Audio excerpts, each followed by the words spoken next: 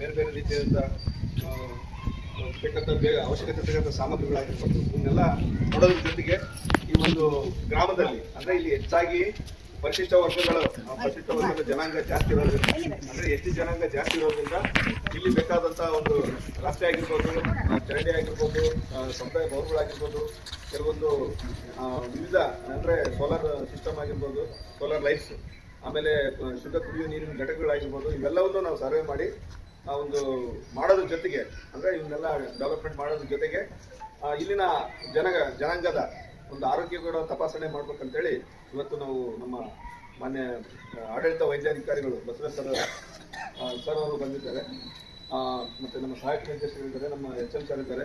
ಅವ್ರಿಗೆಲ್ಲರಿಗೂ ನಮ್ಮ ಪರವಾಗಿ ಸ್ವಾಗತವನ್ನು ಕೊಡ್ತಾ ಇದ್ದೀವಿ.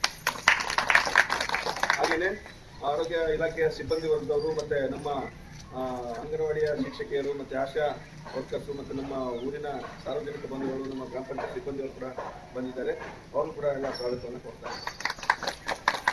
ಈಗ ಒಂದು ದತ್ತಿ ಅಭಿಯಾನಕ್ಕೆ ಸಂಬಂಧಪಟ್ಟಂತೆ ನಮ್ಮ ಸಹಾಯಕ ನಿರ್ದೇಶಕರು ಪರಿಶಿಷ್ಟ ವರ್ಗಗಳ ಇಲಾಖೆ ಸಂಬಂಧಿಕರ ಒಂದೆರಡು ಮಾತು ಮಾತಾಡೋದು ಕೊಡ್ತಾರೆ.